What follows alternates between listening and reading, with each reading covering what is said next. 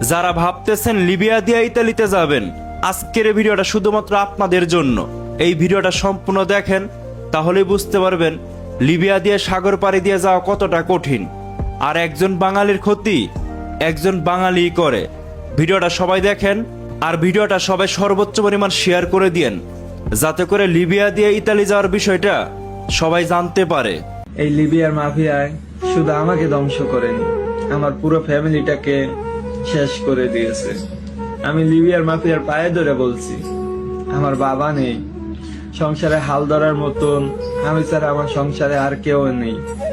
আমি যে প্রবাসে মাটিতে আসছি 5.5 লক্ষ টাকা দিয়ে, এই টাকাটাও আমার বাড়ির জমি বন্ধক দেওয়া, ব্যাংক থেকে লোন নেওয়া, তারপরে এই প্রবাসে আসছি।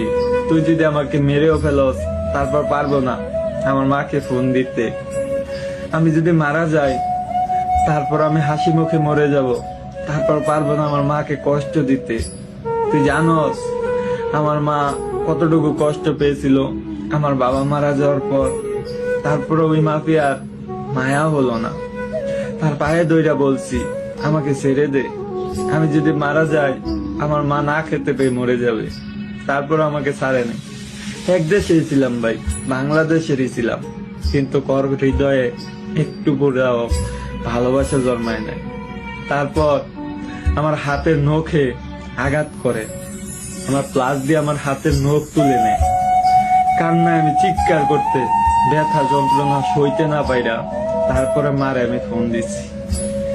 আমার মার সামনে আমাকে কুত্তারা যেরকম মারে না, ওই রকম করে মেরেছে। আমার সামনে 2 দিন ধরে খাবার দেয় না, তারপরে খাবারের বাটি ধরে রাখছে, কিন্তু খাবার দেয় না। 2 দিন ধরে পানি দেয় না, পানি তৃষ্ণায় গলা শুকিয়ে গেছে, কিন্তু পানি দেয় না। ওরা তো ওই আল্লাহরই বান্দা, আমিও মুসলিম, ও মুসলিম, কিন্তু ওর হৃদয়ে একটু মায়া দয়া ছিল না। অনেক কান্না করেছি, কখনোই হয় আমার ছাড়েনি। তো আমি সবাই একটা কথাই বলবো, লিবিয়া তাইসা নিজের জীবনটা শেষ করো না।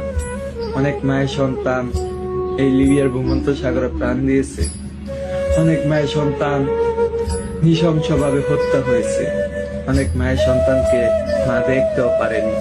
হাজারো মায়ের সন্তানের লাশ লিবিয়া মরুভূমিতে পড়ে রয়েছে, ভূমন্ত সাগরে ভাসতেছে, ভূমন্ত সাগরে মাছে খাইতেছে। আল্লাহ যে আমাকে বাঁচিয়ে রেখেছে, আল্লাহর কাছে এই নিয়ে শুক্রিয়া জানাই। আর আমার মা তো কষ্ট পাইতে হইতে শেষ হয়ে গেছে। তো এই ভিডিওটা হলো আমি লিবিয়া প্রবাসে থাকি, আমার জীবনে ঘটে যাওয়া কিছু বাস্তব ঘটনা সবাই একটু শেয়ার করে দিল। আর আমি খুব গরিব ঘরের ছেলে, খুব মধ্যবিত্ত ঘরের ছেলে। আমার বড় ভাই নাই, ছোট ভাই নাই, আমি আমার ফ্যামিলি একমাত্র সন্তান।